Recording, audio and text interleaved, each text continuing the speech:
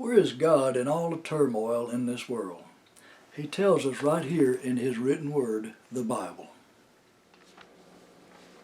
YouTube channel, Where is God? Lesson 2.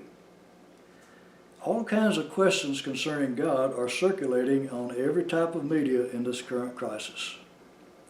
And not surprisingly, conflicting answers are offered by many self-appointed experts in the field, some being devout Christians and others non-Christians. Now, what would an atheist know about God? The Bible was written by believers, so how could an unbeliever be any kind of expert on Bible subjects?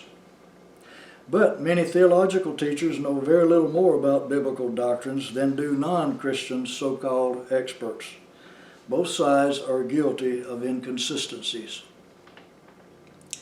This lesson is filled with enlightening and most helpful information.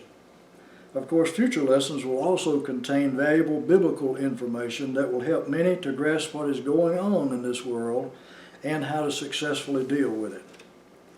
Now, to tackle some of the comments on and explanations of current events. Current concerns range all the way from the basic question, does God exist? To, why would God, who is love, allow bad things to happen even to good people? Let me point out something to think about on this subject. Of course, I am not the first person to ask a question, but if there really is no God, then why do so many people even bring up the subject? Where did the idea come from that there might be a God who created everything? That is, if there actually is no God, and everything did come about by accident. And if no God exists, then all things did come about by accident. Moreover, why does every ethnic group on this planet have some form of worship of some type of higher being? The God concept came from somewhere. From where but from God? Let us focus a while on that question about God's existence. This discussion always runs head-on into the theory of evolution. The Bible account of creation and the theory of evolution cannot be in agreement. The two are totally opposed. Where does the Bible tell us God is? At work in His creation. We will discuss the details about that later, but now we will focus on the theory of evolution for a while. Many today accept evolution as an established fact. Although there is no actual proof of it, it is all speculation. A major flaw in the evolution theory is that it begins with present conditions and then works its way backward in its attempt to learn how present conditions came about. Humanity started out as a bug, they claim. Somehow a simple one-celled amoeba crawled out of the ocean and over billions of years turned into a complicated human being who invents complicated mechanisms and attempts to discover its own primordial origins. It is mind-boggling that many highly educated human beings actually believe that without any intelligent design in the supposed evolution of this world, we became intelligent beings, and beings that can produce nothing useful without intelligently designing it. It is impossible for us to manufacture anything that is usable without putting a lot of intelligent design into it. And intelligent design can be seen throughout the universe as well. Neither the world nor we evolved. There is a creator. Thus we are creatures, not chemical accidents of primordial mass. In my college education, I majored in history and got an English minor. I also studied Greek for 2 years and a host of other required subjects. So I do have some basic knowledge about both world historical events and the Bible message.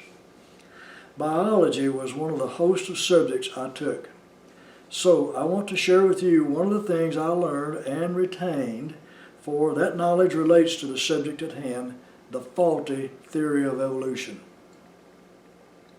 The human body being a complicated masterpiece of living functionality, let us look at the various processes of human life, just the bodily functions, mind you. In that college biology class, I learned that the human body consists of several different systems, with each component of each different system working with the other components of its own system, and that the multiple physical systems must also work together to produce and sustain physical life. All those systems being essential to human life, it makes no difference which system I begin with first. So I will begin with the circulatory system. Because our bodies depend on nutrients in the bloodstream, then the blood must somehow get to every part of the body.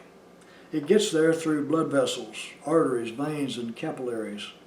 The blood is pumped by the heart, and the heart itself uses nutrients from the very blood it pumps. But from where do those nutrients come? Another system.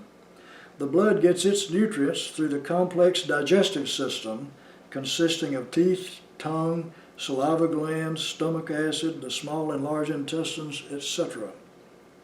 The blood absorbs the needed nutrients from the digested food in the intestines, then transports it to the rest of the body through the arteries and veins. Muscles absorb the nutrients in the enriched blood when it arrives through those tiny hair-like capillaries scattered throughout the body. But how do those muscles know what to do with all of the nutrients the blood has brought to them? The nervous system sends messages to the muscles from the brain through the spinal cord, a network of nerve sinews, then tiny hair-like nerve endings on the right use of all those nutrients. Muscles then absorb and use the nutrients. But without a structural frame, our muscles would be just a pile of human flesh. So our skeletal system consists of bones and tendons that are attached to the muscles and enable us to move. Our bodies also have other systems, such as the glandular system, skin that covers the body, plus nails, hair, sweat, tears, and other bodily secretions. My purpose is not to present a lesson on biology, but rather to awaken people to the fact that such precise cooperation, being absolutely necessary between the components within each bodily system, as well as the different bodily systems working with each other, there is just no way that such a complicated being could develop one little feature at a time. Such indisputable realities demand that we believe that the world and all in it came about by intelligent design, and that means there is a God. 1 Corinthians 15:39 tells us that there are 4 different kinds of flesh on this planet. Human flesh, animal flesh, fowl flesh, and fish flesh. And all of them were created by God within 7 days. Genesis chapter 1 fills us in on that. So there was no evolution from one kind of flesh to another kind of flesh. Where is God in all the turmoil in this world? Right where He says He is in His written word, the Bible.